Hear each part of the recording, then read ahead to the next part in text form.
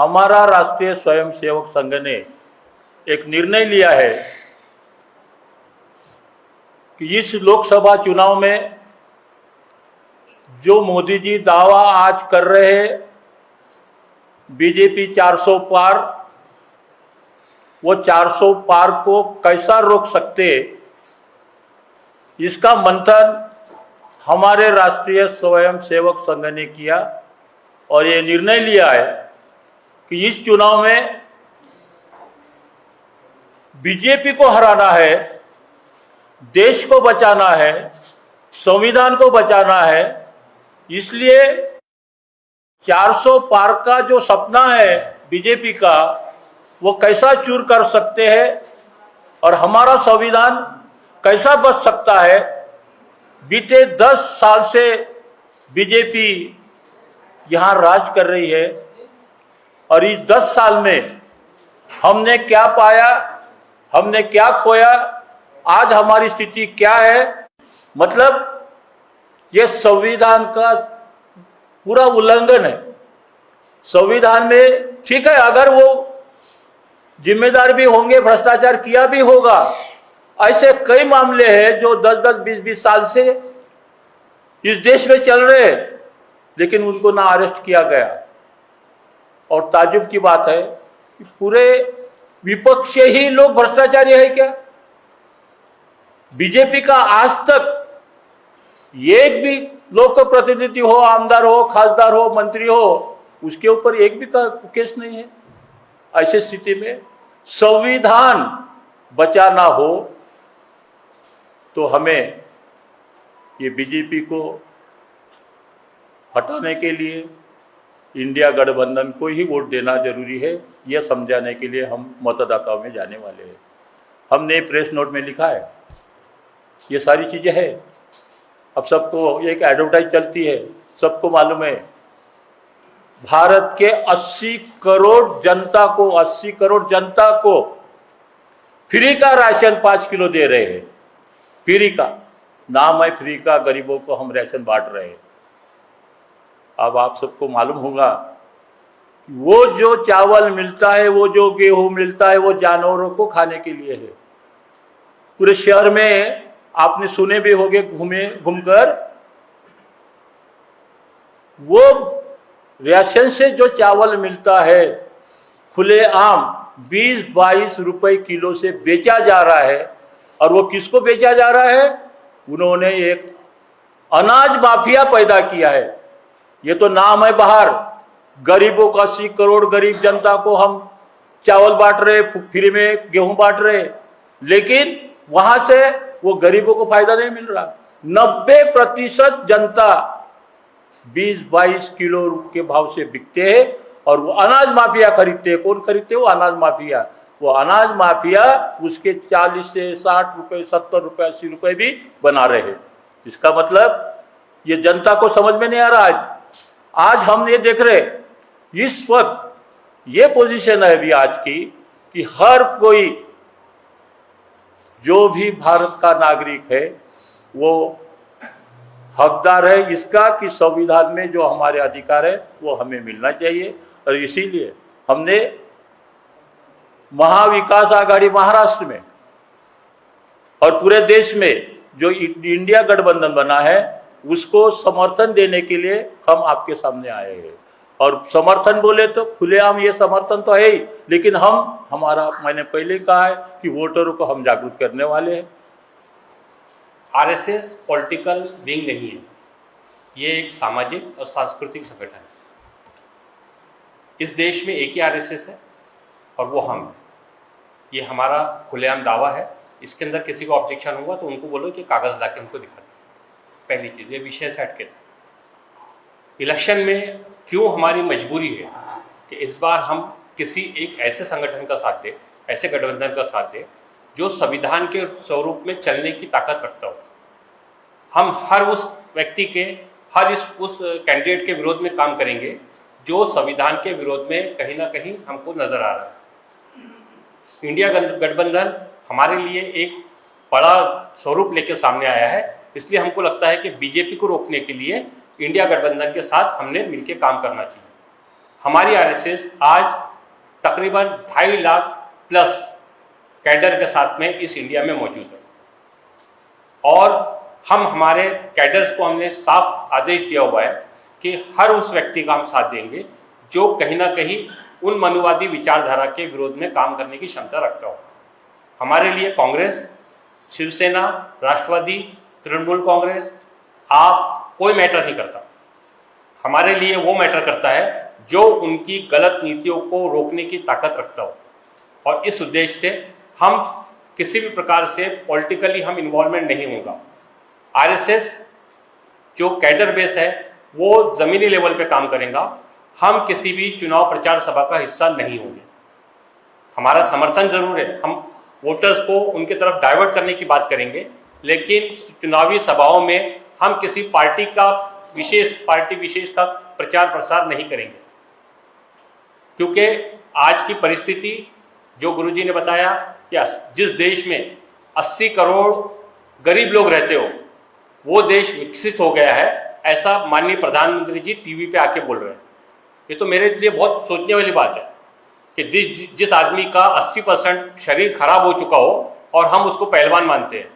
इसी तरह से बात हो रही है कि जो देश विकास की गंगा बहा रहा है तो 80 करोड़ लोग भूखे क्यों मर रहे हैं, क्यों उनको चावल अनाज के लेने पड़ रहे हैं, क्यों उनको शक्कर और तेल के लिए लाइन लगा के खड़े होना पड़ रहा है।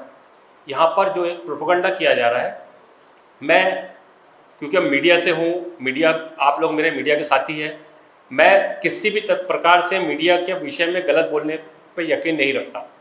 मीडिया समाज का आईना है, बस उसको सच दिखाने की आदत हो जानी चाहिए। आज टीवी और बाकी जो माध्यमों से जिस तरह से एक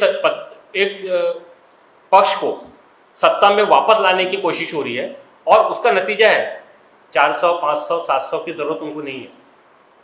ये सिर्फ और सिर्फ वोटरों को भ्रमित करने के लिए उन्होंने नए नए फॉर्मूले लाए हैं और वो उस पर काम कर रहे हैं।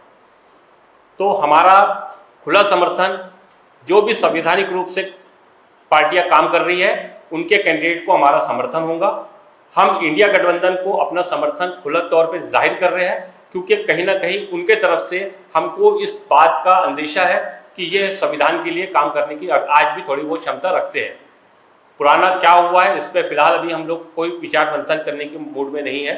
आने वाले समय में हमको क्या रणनीति के तहत में आने वाले चुनाव में बीजेपी को रोककर हमारे गठबंधन को, जो हमारे लिए संवैधानिक रूप से काम करने की क्षमता रखता हो, उसको जिताना हमारा मकसद है। संविधान को बचाने की जो बात करेगा, डॉक्टर बाबा साहब अम्बेडकर द्वारा रचित इस देश के अंदर शांतिप्रिय तरीके से देश को चलाने का जो मंत्र है संविधान, आज बीजेपी संविधान को बदल, उन्हीं के एक खासदार ने कहा है कि 400 सीटें आने के बाद में हम संविधान को बदलने की प्लानिंग कर रहे हैं। हम नहीं बोल रहे हैं, उन्होंने कहा। अब अगर उनको हमको रोकना है तो हमको कहीं ना कहीं दूसरे के साथ में खड़े होना जरूरी है, क्योंकि हम ताकतवर उसको बनाएंगे तभी हम इनको रोक पाएंगे। तो हम किसी गठबंधन का समर्थन करने का मतलब ये नहीं है कि हम उनकी बाकी नीतियों का समर्थन कर रहे हैं। हम सिर्फ बीजेपी की गलत नीतियों को रोकने के लिए इस मूवमेंट का साथ दे रहे हैं। बीजेपी को गलतफहमी है कि उनके कैंडिडेट के विरोध में हमारे पास में विपक्ष में कोई कैंडिडेट नहीं है। ये गलतफहमी कांग्रेस भी पहले पाल चुकी है और आप उसका हश्र देख चुके हो। तो आप ऐसा मत समझिए कि कोई ताकतवर है। जब पहली बार नितिन गडकरी जी नागपुर से चुनाव लड़े थे, मुत्तेमवार साहब बहुत अच्छी कंडीशन में थे, तब भी चुनाव हारे। आप ऐसा नहीं हो, जामवंतराव धोटे साहब का एग्जाम्पल है हमारे पास में कि उन्होंने ताकतवर पार्टी को उस वक्त जमीन पे लाके खड़े किया। तो ये अभी जो चल रहा है, अभी तक के जितने भी उनके फॉर्मूले थे, उन्होंने अपने जितने भी पत्ते थे खोल चुके हैं। अब जो भी पत्ते खुलेंगे वो हमारे आरएसएस की तरफ से खुलेंगे और उसका नतीजा आप देख लोगे। काफ़ी सारी जगह पे जो हुआ था, पिछले बार जो हुआ था, इस बार भी काफ़ी जगह पे होगा। होता यह है कि मिसकम्युनिकेशन का जो एक प्रचार प्रसार का जो हमारे बीच में दौर है, आप देखिए बीजेपी के पास में 35% ही वोट है, 65% आज भी उनके विरोध में है। लेकिन हो रहा कैसा है, अगर मैं आपका विरोधी, आपसे मेरा झगड़ा है, मैं चुनाव लड़ रहा हूँ तो आप भी चुनाव में खड़े हो जाते हैं, हम वोट डिवाइड कर देते हैं। हमारी कोशिश है कि इस तरह की कोई भी अगर हमारी नज़र में एक्टिविटीज़ आती है, आरएसएस की भूमिका यही होगी कि हम कैसे उनके कैंडिडेट को बाहर करने के लिए यहाँ से एक अच्छे कैंडिडेट को चुन के हम सदन में भेज सके, जो संविधान की रक्षा की बात करे, जो इस देश में शांति की बात करे, इस देश के अंदर पत्रकारों के जो आज अधिकारों पर जो हमला हो रहा है, आज जो आम नागरिक के अधिकारों पे हमला हो रहा है, अब ना मुख्यमंत्री सुरक्षित है और ना देश का विपक्ष का अध्यक्ष सुरक्षित है। तो ऐसी स्थिति को खत्म करने के लिए हम चाहते हैं कि अच्छे लोग सदन में जाए और अच्छे कानून के तहत में संवैधानिक रूप से देश चले। देखिए, आपको बताता हूँ, दो हालात बनते हैं। एक होता है, आप रोड पे जब चलते हो ना, तो दो रोड होते हैं, बीच में डिवाइडर होता है। तो जो आदमी को आदत पड़ी होती है ना उल्टा चलने की, तो वो हमेशा जो है ना उल्टे रोड से चलता है।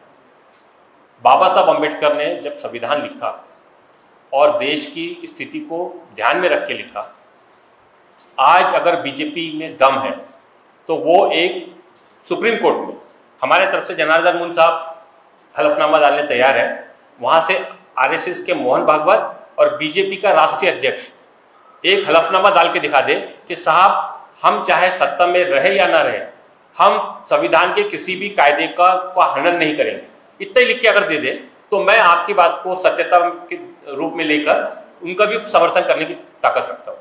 लेकिन वो करके तो दिखाए। मैं आपको बताता हूँ, पूरे इंडिया के अंदर 8 करोड़ ये डिजिटल चैनल चल रहे हैं। कितने करोड़ है? 8 करोड़। अगर संवैधानिक रूप से आपको अधिकार मिला था तभी आपने माइक हाथ में लिया ना। आप रुकिए, जीआर पास हो चुका है, सिर्फ फ्लैश होना बाकी है। इस देश में 2.5 लाख से ज़्यादा चैनल नहीं रहेंगे। ये आप जो माइक वाइक लेके घूम रहे हो ना, ये संविधान, ये जो है, ये मैं आपको आधिकारिक बात कर रहा हूँ। उनको पता है यही अब उनके एक जरिया है जो उनका विरोध कर सकता है। इसलिए उन्होंने कानून बनाया है कि कोई भी चैनल, अभी आप लोग के चैनल कई मरतबा बंद हो जाते होंगे अचानक में, वो कम्युनिटी गाइडलाइन के नाम पर, इसके नाम पर, जबकि संविधान बोलता है कि आप अपनी बात को रखने के लिए किसी भी लेवल पर कोई भी तरीके से बात कर सकते हो। अगर आप गलत होंगे तो आप पे आईपीसी की धाराओं के तहत कानून के तहत कार्रवाई होगी। ये जो संविधान के कुछ चलाने की बात चल रही है, संविधान बदलेगा नहीं, आप जो बोल रहे हो, ये संविधान का हनन ही हो रहा है कि आज इस देश में सीए, एनपीआर, एनआरसी लाने की बात को कानूनी तौर पे मान्यता दे दी गई। संविधान ने बोला है जो आदमी इस देश में 5 साल तक रहा है उसको भारतीय नागरिक माना जाएगा। मैं बोल रहा हूँ क्या? आर्टिकल 5 बोल रहा है। लेकिन एनआरसी का जो आप ड्राफ्ट पढ़ोगे वो खुले तौर पे बोल रहा है कि जो आदमी उनके नियम के अनुसार इस देश के अंदर कागज नहीं प्रोड्यूस कर पाएगा वो आदमी इस देश का नागरिक नहीं माना जाएगा। संविधान को धीरे धीरे बदला जा रहा है, जो हमको समझ में देर से आएगा, लेकिन जब समझ में आएगा तो शायद बहुत सारी चीजें हाथ में नहीं होंगी। ऊपर का कवर संविधान के नाम का रहेगा, अंदर में कानून पूरे बदल दिए गए। और इसीलिए हम आज जो चीज जिस फिक्रमंदी के साथ में ये प्रेस कॉन्फ्रेंस ले, वरना हमको जरूरत नहीं थी। हमारे 2.5 लाख लोग काम कर रहे हैं, जो अच्छा कैंडिडेट रहता हम उसके लिए करते, लेकिन हमको खुल के आने की नौबत क्यों आ रही है? क्योंकि हमको पता है कि आज अगर हम इनको अपनी ताकत नहीं दिखाएंगे, आज मैं सबसे ज्यादा खुश इस बात से हूँ कि आज प्रेस कॉन्फ्रेंस में आप तमाम मेरे साथी जब सामने बैठे हुए हैं। इसके पहले जब हमने प्रेस कॉन्फ्रेंस ली, मुश्किल से ऐसे 5-7 लोग होते थे। आज हमको ये लगता है कि हमारी बात को सुनने वाले लोग, हमारी बात को लोगों तक पहुंचाने वाले हमारे साथी देश में मौजूद है।